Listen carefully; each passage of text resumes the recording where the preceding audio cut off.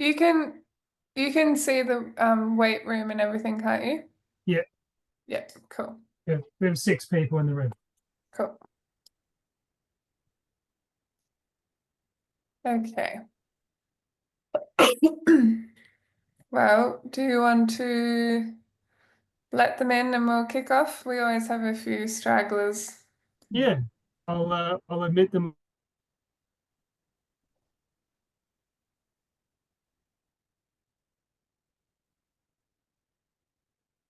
Welcome, everyone. Thanks for joining.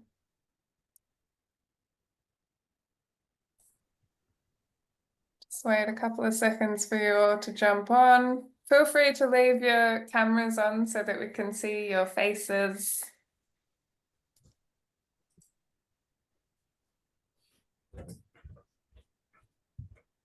All right, we'll kick off. For those of you who haven't met me, I'm Courtney. I'm our peer learning manager at Soils for Life. Thank you for joining us for our Cropping Convo with Ellen Walker. We'll be talking all about soil biology in cropping systems. A little bit about Soils for Life before we kick off. We're a not-for-profit based around Australia, and our mission is to support Australian farmers to regenerate soils for resilient businesses, landscapes, and communities. This Cropping Convo is part of our Cropping Resilience project, which is funded by the Australian Government's Future Drought Fund. Excuse me. And as part of this project, we're running a bunch of different events like this Cropping Convo, but we're also developing a bunch of resources. We've got these really fantastic practice guides that we're just starting to release on different cropping practices that can help you, support your soil health and farm resilience. We also have run a bunch of field days and we have some discussion groups. A little bit of housekeeping for those who haven't been along to one of our Cropping Convos. Ellen is just going to be presenting for 10-15 minutes, and then we'll kick off Q&A. So please, any questions you have, pop them in the chat as they arise. Stay on mute, but leave your video on. And if you do have a complex question, then by all means, when it's your turn to ask your question, you can jump off mute. We are recording this convo, so you'll be able to look back on any details if you need. So I'll hand over to Ellen. Ellen is from Earthwhile Australia, and Ellen and her team are really passionate about sharing their knowledge of soil microbes.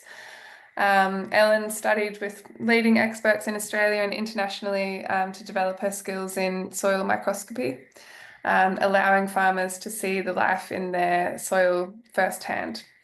So I'll hand it over to you, Ellen. Thanks so much for sorry, stop share. Thanks so much for joining.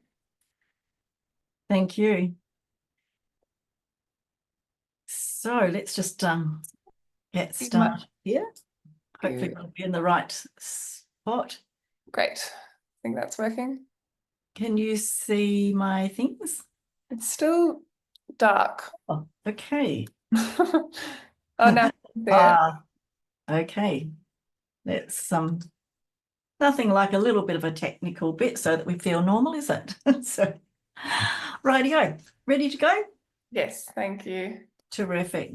So thanks very much, Courtney and James. We'd like to acknowledge the traditional custodians of the land on which we meet today, and we'll be talking about soil microbes in cropping systems. So soil is alive. So 1 teaspoon of healthy soil holds billions of microbes, tiny organisms that you can't see with the naked eye. Microbes drive nutrient cycling, soil structure, and crop health. And healthy soil microbiology reduces your input costs and boosts resilience. Our work is underpinned by a quote by Sir David Attenborough, who says that no one will protect what they don't care about, and no one will care about things that they've never experienced. So our hope for this presentation is that you will become a little bit more familiar with the microbes in your cropping systems. And because of that, you will care for and protect your underground workforce, which is effectively what they are. So I think we're aware that soil health has attributes of, there's physical attributes, chemical attributes, and biological attributes. And where these intersect at a given point for any particular crop we want to grow, that's where we've got healthy soil. We'll actually be really foregrounding biological soil health today, and particularly microbiological soil health. But that doesn't mean these other things aren't important. They are all important.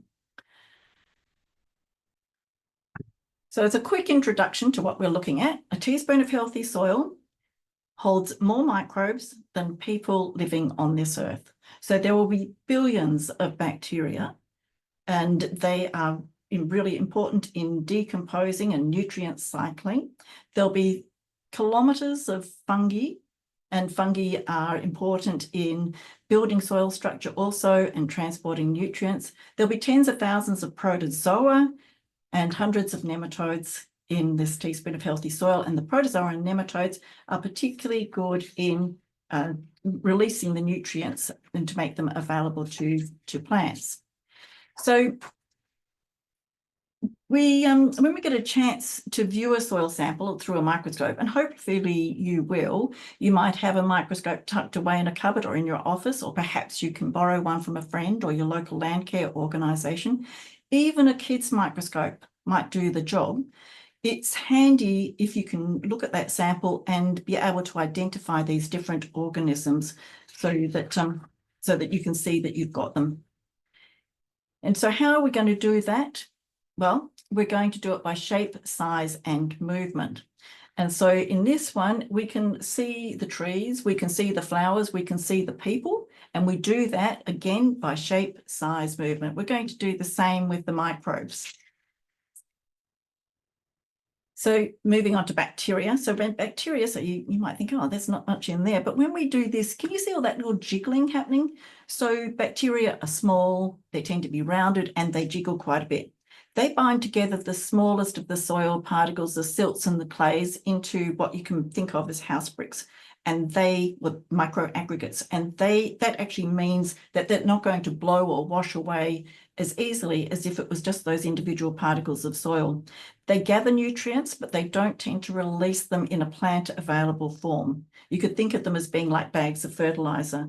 They're decomposers, but they also provide antibiotics, the nutrients, as we've said, and even can help with frost resistance. They provide a blanket for the plants.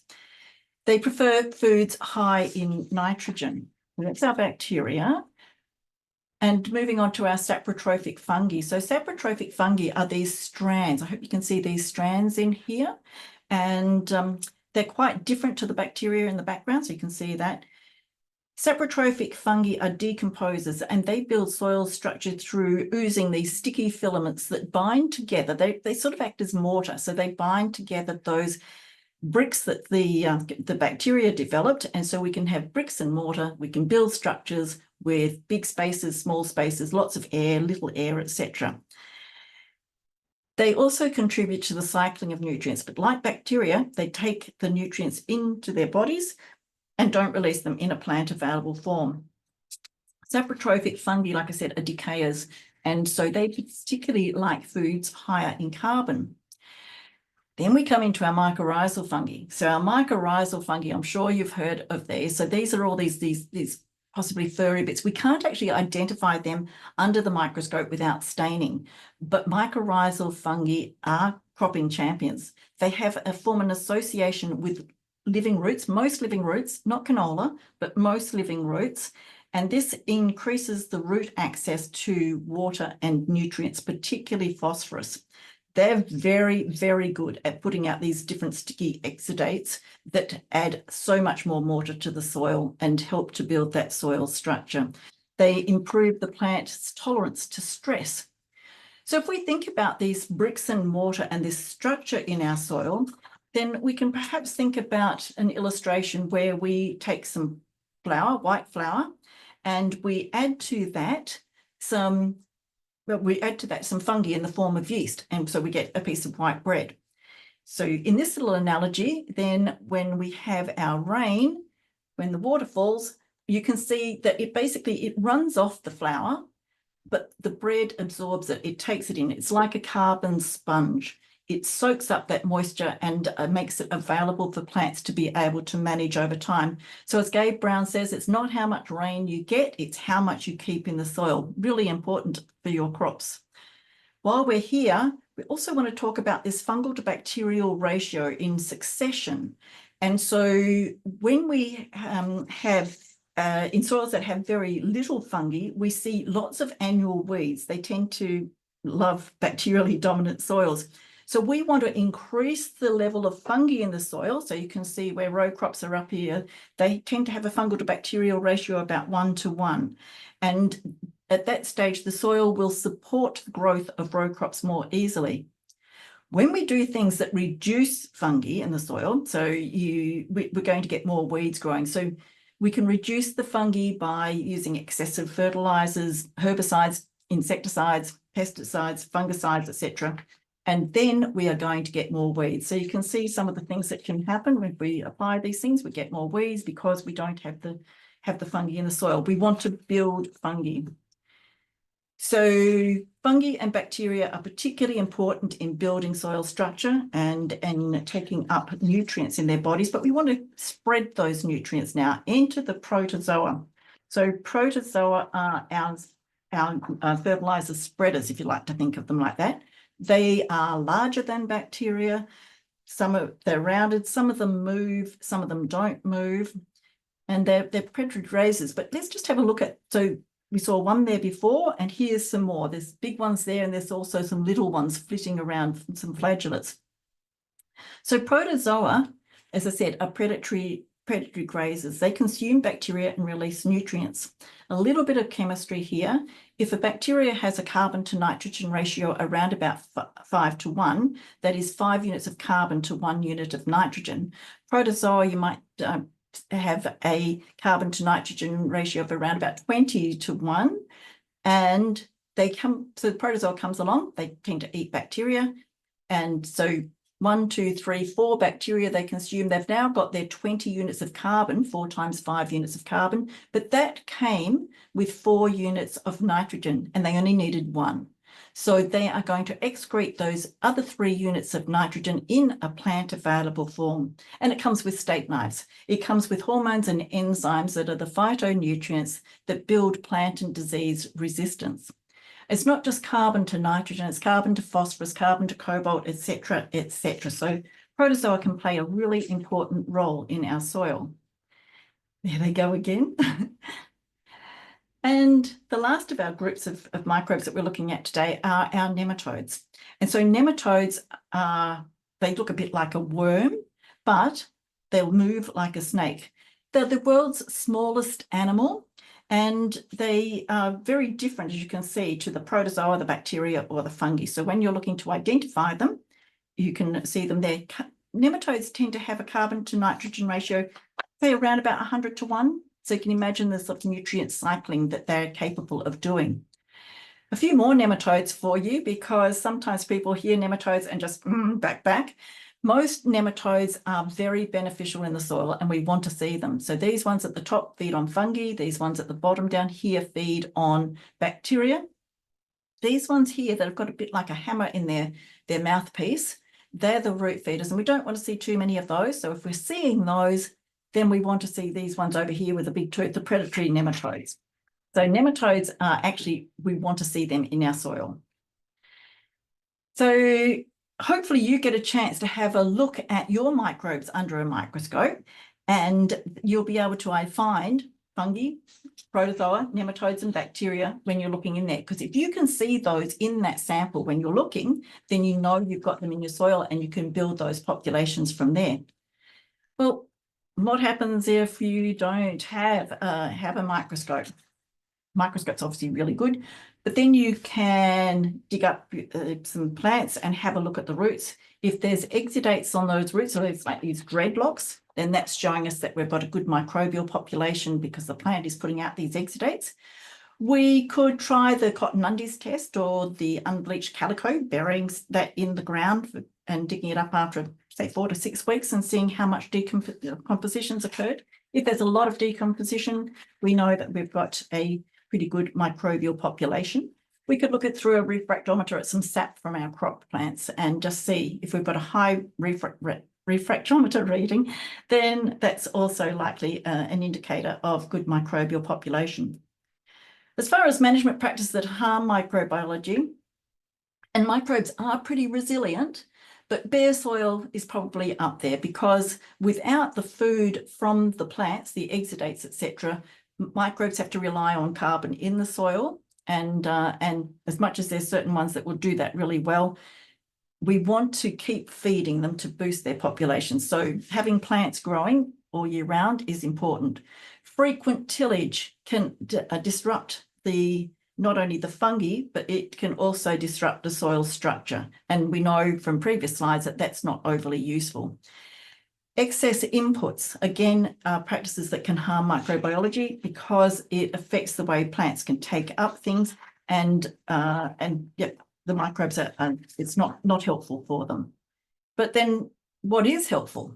So practices that support soil life, you cover crops, things that you're going to have growing all year round. Crop diversity, because each family of plants has a different functional group of microbes. And so when we've got crop diversity, we've got these lots of different microbes that are able to be, plants can borrow them between each other. So there's a lot of collaboration goes on in the soil when we have diversity.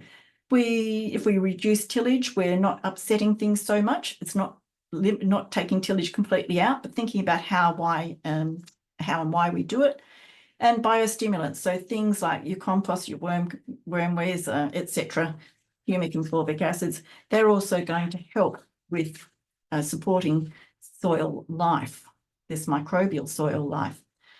And in real life, this means that there will be better nutrient uptake, and so you'll need less fertilizers. There'll be improved soil structure, and so you'll have fewer compaction issues. You'll have enhanced water infiltration, so there'll be better drought resilience. And the fact that microbes can suppress crop diseases naturally is, I think, is pretty cool. So simple actions to support soil microbes. You could trial some cover crops this season, even if it's just a small amount. Avoid leaving the soil bare. Reduce tillage when possible. Use compost or biological inoculants on your seed or in the furrow. Test your biology, not just your minerals. And so to take away from this little bit, think of microbes as being your underground workforce. Care for them and they'll look after your crops. So for production, profit and resilience, these things are really pretty good. So microbes are fantastic. And even small changes can lead to big long-term gains. And so thank you very much. We'll have time for questions. I'll stop sharing, but we do have, you can click onto our website on our resources tab for lots more information about these wonderful soil microbes. I'll stop sharing there now. Shall I, Courtney? Thanks, Ellen. That was great. Feel free to throw in any questions in the chat. Otherwise, I'll go to my list of questions. You talked about predatory grazing as being one of the main ways that we can see more plant available nutrients being cycled. Is that the only way that microbes make nutrients available to plants? No. So predatory grazing is one way, but plants can also take up microbes through a process known as rhizophagy, in which they basically take the whole microbe in through their root hair, and they dissolve basically the cell wall where the nutrients are of the plants, of the microbes, and then spit out the remaining DNA back into the soil. And believe it or not, these microbes that do this, then they often survive and grow and repeat the cycle. So that's another way. The mycorrhizal fungi is is where you get that direct transfer from nutrients that are locked up in the microbes across to the plants. So the mycorrhizal fungi does a swap with the plants, so carbon for the nutrients, and nitrogen from the air can even be got from the microbes that live inside the plants, inside the root, inside the leaf hairs, and actually be able to access the nitrogen from the air. So all of these things require microbes. So predatory grazing is just one. Yeah, awesome. Thank you. Swan, did you want to? Yes, I have a bit of a vague and probably too broad a question, but I'm keen to hear your thoughts. I think through the agriculture practices in the past half a century, maybe fair to say the microbiology has dropped significantly, like globally, not just Australia, but in the sense of how has that impacted the crop nutrient or the available nutrient for human? And has there been recent study where like you think that's credible study on the sort of soil biology that led to what sort of crop nutrient density to like how that affect human health? Like I know it's a bit of a long stretch. Um, I will leave that there, and I may have more questions after you share what you think of that. So, Saran, I can't quote you that research just straight off my head, but there is various research that illustrates that when we have microbial interactions in the soil, that we have higher nutrient density in our plants and in our crops.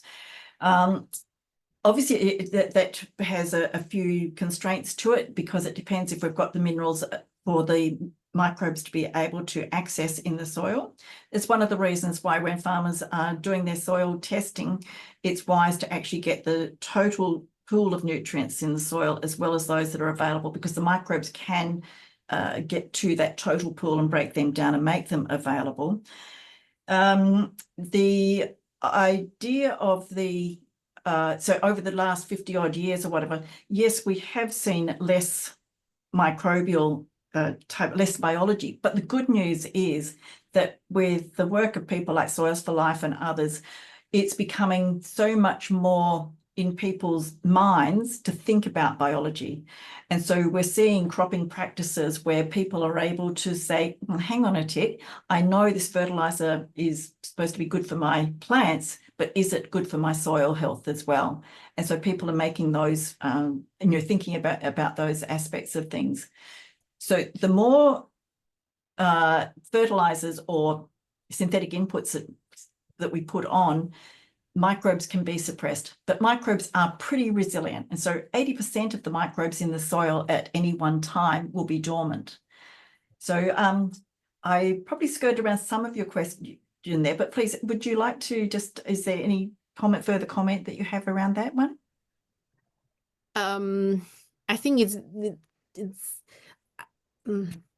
I think we are reaching to a tipping point, and how far or slow we will get there, I don't know. Hence the question. And like, I think to people who are not in this room, who are buying their fruit and vegetables, who can't see the soil biology in the farm that grow their vegetables, and they can't make a link of how that was grown to what they're paying for. So hence, it's a bit of a dilemma. I don't really have a good way to describe it. But we can't market anything that you can't see. It's very hard to market something that you can't see. So in the sense of soil biology, it's very abstract for, I think, everyday people to understand. I think I'm going a bit round and round now, but Have you come across Dan Kittredge's work? I did went to his talk once in Melbourne. And I think he made the point of the device that they developed is a proof of concept. So it's not really for market adoption in a way.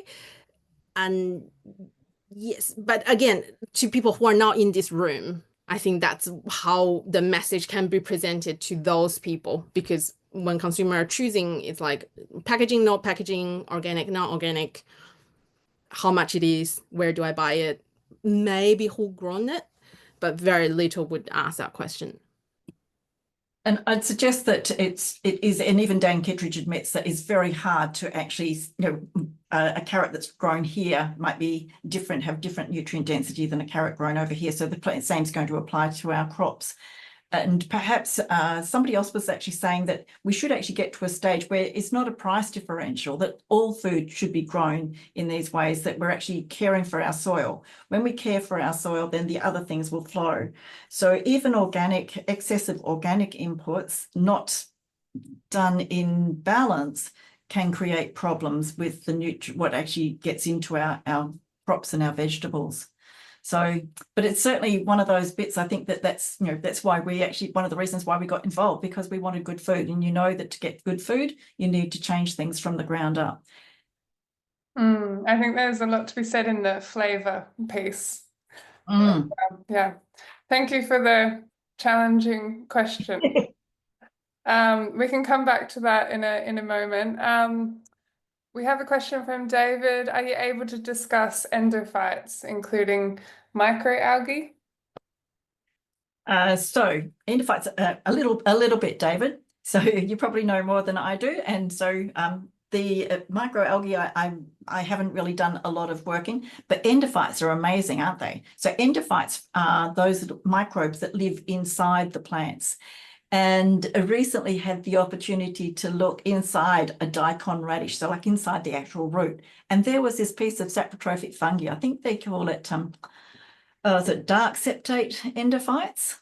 And so microbes inside the plants actually are doing all sorts of roles as well. So you might be able to add more, David. Yeah, I don't know a whole lot about the endophyte process, but I'd imagine that what the Americans talk about a fescue with an endophyte, well, they market it that way. Does that mean it's got like some sort of connection with bacteria and fungi inside the roots? It would do, but every plant has endophytes. And so Right. I think it's an area, my understanding is that it's an area that we're learning a lot more about. The microalgae, I was watching a talk and the person was saying that just like in the rhizophagy process, the microalgae can also be drawn up into the roots, but they can have bacteria inside of them. Yeah, it's weird. It's like they can be nested like those Russian dolls. So things inside of things inside of things. So it's pretty awesome, isn't it? Yeah. Thank you. Yeah. You're welcome. Ellen, to that endophyte topic, like, is this endophyte something that you can see under a standard microscope, or is it far more high tech? No, we use our light compound microscopes to have a look at those, and just basically just shave a piece of the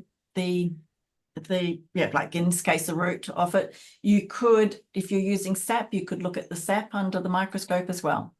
So yeah, most of those sort of microbes, or particularly bacteria, you'd be wanting to look at 200 to 400 times total magnification. Yeah, cool, thank you. For Maureen, can you explain the role of fulvic and humic acids when added to the soil as a foliar?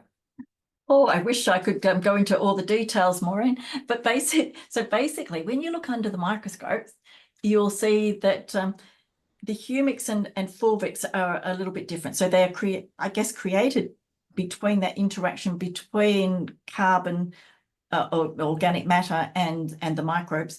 And so the humic matter is, so if you've got a microscope and you're looking, you'll see that that's like a 70% dark chocolate sort of color, and that's actually still good food. There's still plenty of food there for bacteria and fungi. So that's really quite handy. And so that's also acting as like a bit of a carbon sponge. So when you're putting it in as a foliar spray, it's going to be supporting microbial life. Fulvic matter also has, it's actually going to look like amber particles in under the microscope. When it gets to if you're looking at something like perhaps a mature compost where there's a lot of this amber fulvic matter, then that's probably going to be more bacterially, there's more bacteria going to be eating that. There won't be so much fungi in those samples. And as far as using them in the foliar spray, my understanding is that they help to buffer things, to provide a bit of extra nutrients for the plants, and also to just as a bit of like sugar to help the medicine go down, sort of thing. But yeah, do you know more, Maureen? Would you like to add anything?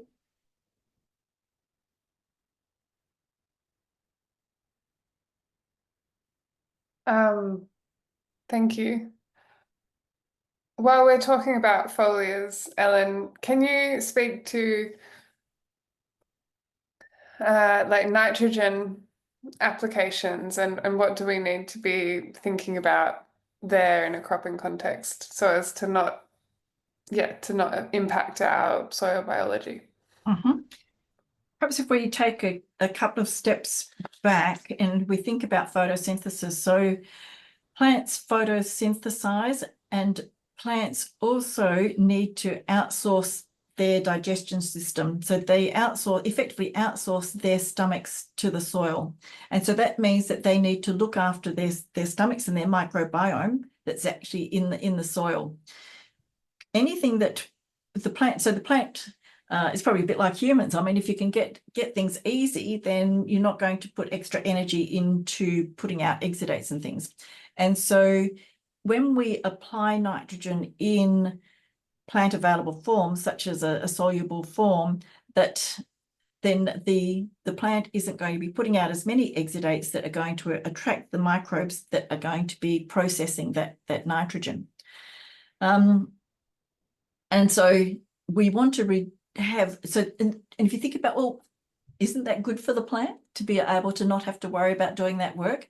But what we saw in those various slides is that we need the bacteria and fungi to build the soil structure.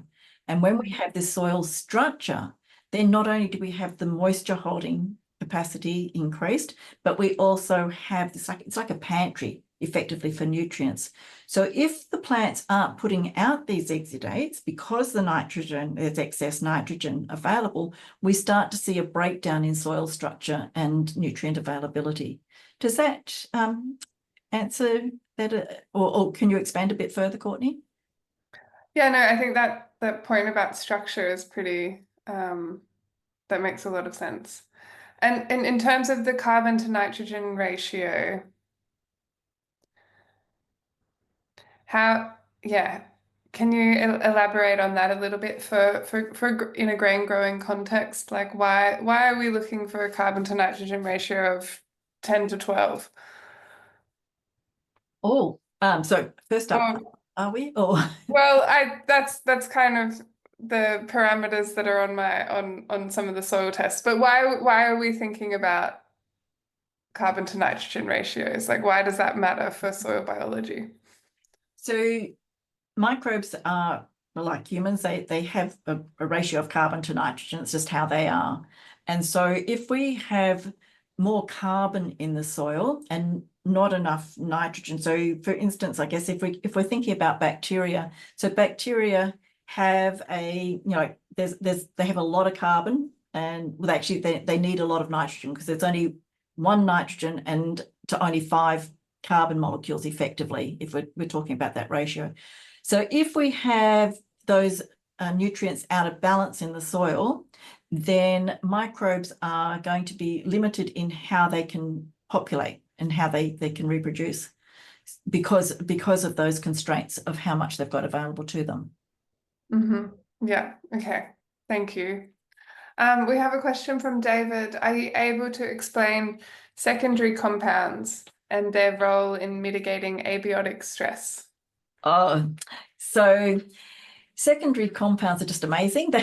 So that's our hormones and enzymes that we get. So if you've come across the plant health pyramid, it's John Kempf and his associates have produced it. It's on our website, but I'm sure you'll be able to find it quite easily. You'll see that if we're looking at plant health, when we get about halfway up the pyramid, plants basically rely on nutrients to be able to stay pretty healthy. When we get up to that top 2 levels, we actually need lots of diverse microbes in order for things to function. That's where we get our secondary metabolites happening.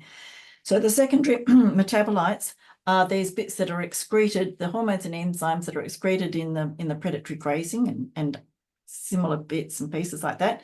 And what they do is they are able to build the strength in the plant and provide basically lipids and waxes and things that make the plant structure stronger too.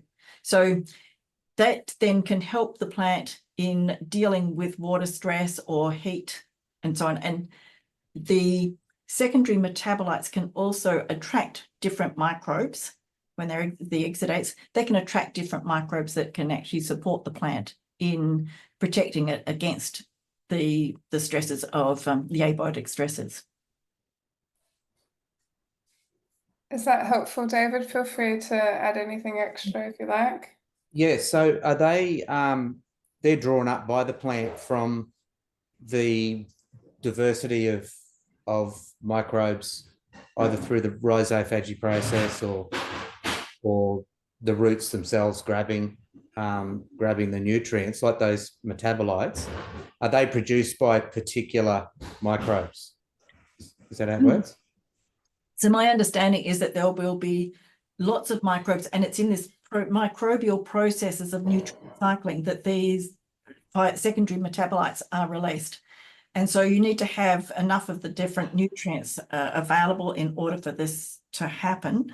The plant, they'll be released as like molecules in the rhizosphere particularly, and the plant can take them up through that because they basically become more of a soluble form. Great, thank you. Where are we up to? Wondering if specific plants attract different families, genus, species of fungi, bacteria in the rhizosphere of the plant, or do we understand this yet? So I don't think we'll ever understand soil microbiology completely, but yes, different plant families have these different microbes that can actually do different things. And so it's each, like I said, each family has a different functional group of microbes. And so particularly like the work of Dr. Christine Jones particularly talks a lot about these different parts of things. So when we think about these different functional traits, so for instance, succulents would have microbes in them that are particularly useful at supporting the plant during drought stress. Other plants that it might be that they have good microbes to help support the strength of the stems because it's really windy or something like that. So this is where by getting seed and from areas where in local areas that's actually useful because those microbes are incorporated in the seed. I think, have I gone off track there, Courtney? Have we? So yeah, so these different functional microbes are really useful.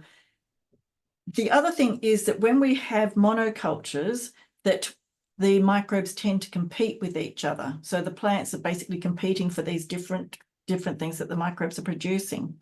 But when we have like a polyculture or lots of this diversity of things, microbes, the plants tend to be able to share the different traits that microbes bring to the soil. It's pretty awesome. One of the analogies that we like to think about when we're thinking about this diversity of microbes is that I couldn't build a house by myself this weekend, but if I've got enough plumbers, electricians, architects, urban planners, tea makers, conflict resolutionists, etc., then it's possible that it could happen. And so this is one of the reasons why we want such a diversity of microbes in the soil, and we can get those microbes there from these diversity of living plants. Mm-hmm. Feel free to jump in, Joe, if you had anything else to add. Yes, please. I've got a question from Peter. Any comments on the effectiveness of biochar as a substrate for microbes, especially in a farming system? So, Peter, my understanding is that there's actually been some pretty good research about biochar, and I think it's one of these things that it depends on how it's used as to how it, how effective it is. Perhaps put through a compost is one way that it can be particularly utilised, and biochar has all of these different little compartments effectively in it that can provide this nutrient pantry and also provide spaces for habitat for the microbes. And yes, I think you'll find that it can be quite effective. In your situation, it's probably useful to trial a patch with it and just see what's the difference and what might you need to do. Thank you. Feel free to jump in, Peter. Mm. From David, what's your feelings around the soil key, Ellen? Does it destroy or build soil aggregates? This is a nice spicy one for you. Both. So it can. So it was really quite interesting because when we started, so we've been involved in this area for about 8 years. And when we started, it was very much that any disruption of the soil would break up your fungi. Dr. Christine Jones came across some research that basically was saying that if your fungi, like your saprotrophic fungi particularly, like if it's a bit like a geranium, and we know like household geraniums, and so that if you end up with a couple of like little septa, so like in the bamboo, the little sections in the bamboo, if you end up with a little piece like that, then it will regrow. So the breaking up the soil it affects the fungi, but not necessarily it destroys things. The soil key in actually keeping a lot of the soil in situ and just providing that strip where the seeds go down, the seeds are then going to be putting out those exudates. We're getting and I'd expect that we'd see more micro aggregates around that. So my understanding, I haven't actually seen it in real life in practice, but my understanding is that it is effective overall in building soil aggregates. Obviously, after you've planted things with it in there as well. Yeah. So maybe one step back to take 2 steps forward. Yes. And so often we need to consider these things. So if we're not fundamentalists, it's not saying do not use tillage, do not use herbicides, pesticides, etc. Do not use synthetic fertilizers. It's not that. It's about thinking about our microbes and what will help them. And it may be in the slightly longer term that we need to look at. And something that really brought that home to us was a couple of years ago, we were working at Muresk Agricultural College here in Western Australia on World Soil Day and looking at people's samples. And somebody brought in a sample of a paddock that had been treated with fungicide a couple of years before and another paddock that hadn't. And you can imagine that we thought, yeah, we know which one will be the most healthy soil. Obviously, the one that's been treated with fungicide, that will be not so good. But that wasn't the case at all. And what it brought home to us is that this notion that we, just like for us as humans, sometimes we might need to take an antibiotic because we're very unwell, but then because we top that up and look after our microbiome, that we actually thrive. And so that's effectively what had happened in this situation. So the one that had the fungicide had been soil keyed? No, this was Okay. Probably before the soil key was really too much. No, it hadn't been soil. It was just simply that it had fungicide on it, and the other paddock didn't. And so we were expecting that the other paddock would have a wider diversity of microbes, but it wasn't the case. It was the one that had been treated. So anything, if we're going to do it, and if people are interested in this side of things, Dr. Christine Nichols particularly has a lot of really good work about this bit about thinking about what it is you're going to do. Is it likely to harm the microbiology? If so, is there a plan B, or can you mitigate what's happening? Thank you. You're welcome. If a farmer is, needing to use tillage, what would be the kind of quickest way to kind of restore or remediate the damage that you've done? Like, where do you see the low-hanging fruits there? So obviously my understanding is, so first up, I'm assuming that we've got an issue with compaction and that's why we might be tilling. And so the next part is that if we till, we want to disturb the soil perhaps as least as possible. However, in Western Australia, I'm aware that there is quite a bit of work being done where in water repellent soils with things like the plozza plows or the moldboard plows, where we're actually doing something that we would think would be unthinkable in turning over the soil quite a lot. So bearing that in mind, but whenever we disturb the soil, we effectively want to get plants growing back in it ASAP. And so often it's like that rip and drip and plant type of idea. And what are you dripping in that scenario? Yeah, in those scenarios, you'd probably be dripping something like your worm teas, your compost extracts, maybe some of your, there might be some commercial, biologicals, but basically biological type inoculants. Thank you, David, for your questions. Is there an argument for flooding the soil and foliation with effective microbes to outcompete detrimental microbes? There could be, because one of the things about microbes, so microbes can affect how they can help plants resist disease and pest and disease in a number of ways. One of them is to basically crowd out the space, and so there's no room for the baddies to get in. When we're looking at soil health and microbial soil health, we very much aspire to the environmental theory rather than the germ theory. In germ theory, you see something is bad, and so you go in and try and get rid of that particular microbe. In environmental theory, we're along the lines of when everything is in balance, it's important for everything to be in balance. Everything has a role in the soil. It's when it's out of balance that we have a problem. And an analogy that we use there is that if we were in a room full of people who have had done time for breaking and entering, we'd probably be sort of putting our purses carefully away and, making sure that our house keys were, quite tidy and near us, and et cetera, et cetera. But if any one of us were then locked out of our houses, we'd very much like to have the skills of those people in that room. So research basically shows that even things that we see as being pathogens actually have beneficial effects in the soil when they're in balance. So it's actually keeping things in balance. So as far as flooding the soil and the foliar with affected microbes, that's certainly a possibility, and certainly, yes. Thank you. From Joe, are you seeing much research on archaea in nutrient cycling? No, I'm not, Joe, but I must admit I haven't been looking either. But I would expect that because archaea are very closely related to bacteria, that their role in that nutrient cycling would be the taking up of nutrients, but not necessarily the release of nutrients. So it would be then up to predatory grazing, rhizophagy, etc., to release those nutrients from the archaea. There's a comment from Ian.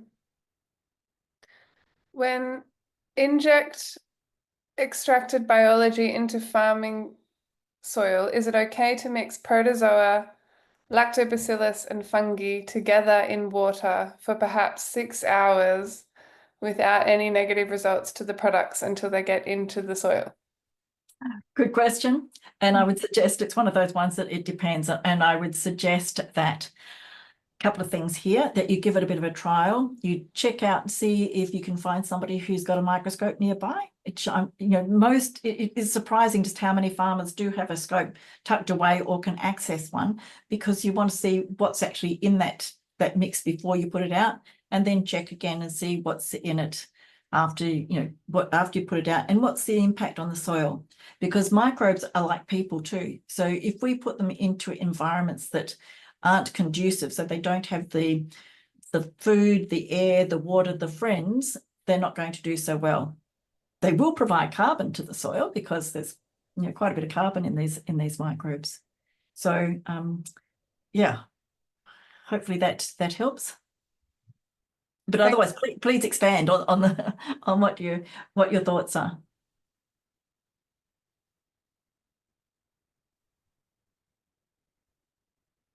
Yes, thanks, Alan. Yeah, that's just as a farming, trying to make all this sort of thing work. It's obviously it's an unknown thing a lot of the times, and we're out there injecting when we're planting, everything's happening at once. And a lot of people are trying to get this stuff into the soil, worrying about the food. We can obviously put some these extracts. We're talking Johnson Sue, lacto, and protozoa. Yes. And of course, then you're sitting on the tractor and you're wondering, now is the protozoa eating the lactate before I get it there, and blah blah blah. So it's sort of, I think, it's fair that farmers are looking for recipes, get this stuff out there, and it's going to work sometimes and not. Homemade stuff's relatively cheap, so it's not a big deal. We have to have systems to get it in a farming. I think that farmers are trying to do the right thing, Ian, well and truly. And so what works for one may not work for another, but what you're describing there is certainly better than not putting anything down the tube while you're doing that.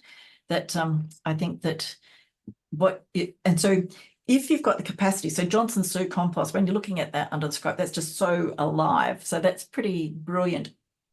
And just on that bit about compost, we talked about the predatory grazing aspects of the microbes. So when you have a fairly new compost, or as compost is being developed, you'll have that predatory grazing going on like crazy, and particularly in a Johnson Sue compost, it's just like a big microbial soup.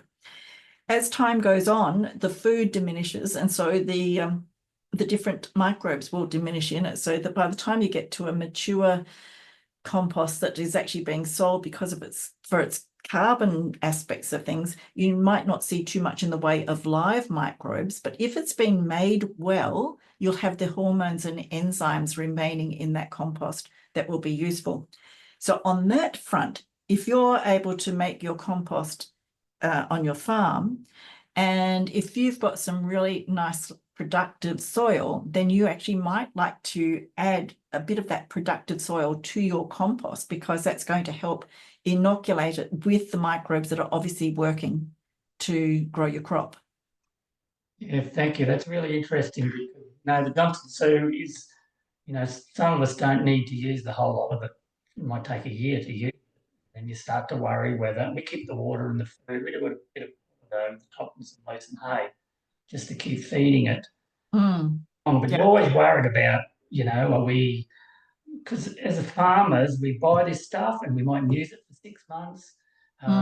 We go and mix it up today and we don't get it out until tomorrow because something happened. We blow a tyre and all of a sudden there's the Johnson Sue sitting out in the paddock in the sun for. Things happen on farms every day, and we always, I guess that's the hesitation of, are we wasting our time if we don't get everything perfect in that biology sense? But I've experienced that, what you say, with decline in our biology in the microscope as our Johnson Sue gets older. It's good to know, because we keep using and hoping that there's something in there that's, because it's so cheap. Sorry. It's so cheap, we've got nothing to lose. And so that, that having those hormones and enzymes, it's probably even more important or better than having live organisms, for instance, because those live organisms are going to need food, et cetera, et cetera. So the fact that you've got those nutrients there. Something that we were unsure about was like the freeze-dried microbes and things that you see, because we thought, well, how can that that work? But even like the freeze-dried microbes, when these things are done well under the microscope, 24 hours afterwards, and you've got this thriving populations of things. So for certain microbes, you can actually do that. The other bit with what you're saying with the stuff out in the paddock, I mean, if you can throw a tarp or something over it, well, that's probably useful. But like I said, most microbes are dormant. And so microbes, when they're getting into a situation where it's not useful for them, it's getting too hot or not enough water or whatever, provided it's not a sharp sort of a change, then they will tend to go into a spore form and basically hibernate. And so then when you reactivate them, you're going to still have the benefits of quite a bit there. That's really kind of comforting to hear. Thank you. Oh, I think farmers, not only, the farmers that we come across, everybody's trying to do the right thing. And sometimes just the worrying about, I'm not doing this right, can actually be almost damaging, because we've got to look after our own mental health as well. And microbes are pretty resilient. So yes, if it smells horrible, then maybe you want to do something a bit different, but yeah, use your senses as far as that goes. I mean, like senses like noise and stuff. Yeah. Just quickly before we wrap up, it's 25 past.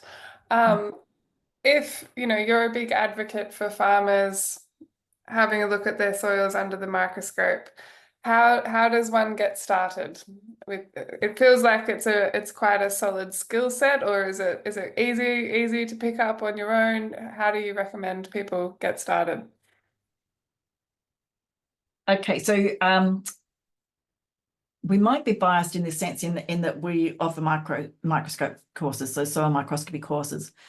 So I'll preface it by saying that you can use the internet and use YouTube and so on to get a good idea, and you'll probably get so far with using your microscope. By the same token, if you've got access to somebody who can teach you how to effectively use the microscope and identify the organisms, you're going to be way ahead. And there are people across Australia who have that capacity to help people. So even somebody who has done a course themselves should be able to help other people in using the microscope. It is such a powerful tool, and if each land care group or catchment group or land management group had a microscope so that people, farmers and other people who grow things could actually use that scope. If you look through that and you can see bacteria, fungi, protozoa and nematodes, you know that you've got them there. And so that's a big tick. We teach assessment skills as well, but if you know you've got them, then that's at least something. So as far as actually doing it, yeah, I mean, we'd love that idea of being able to support people and taking them through in an online type of situation, but that might depend on if there's enough people interested in things, then we'd love to do that. But yeah, so if you're getting a microscope, I would seriously say, please find somebody who can give you some training. The internet can go so far, but face-to-face is quite different, or one-to-one is quite different. Mm-hmm. Yeah, amazing. Thank you. I'm keen. I want to get a microscope now. Thank you, everyone. Thank you for all the great questions. We can wrap up now. Thank you so much, Ellen, for sharing all of your knowledge and experience. Thank you for having us, and thanks for the questions, and please make contact via our website. It's for the resources tab, and like Soils for Life. Oh, I don't know that if I mentioned that a lot of farmers on the Soils for Life case studies have done a lot of the things that we're talking about, and so they're actually telling you not only what they've done but the results. So definitely check out those case studies on the Soils for Life website. Cool. Thanks, guys. Our next Cropping Convo is on Wednesday with Jill Clapperton at midday. We're going to be talking about companion planting, which will be fun. Terrific. I will send through an email as well with any kind of follow-up resources that Ellen would like to share, and anything that's come up in the questions, we can share some follow-up resources. Thanks, guys. Have a good night. Thank you.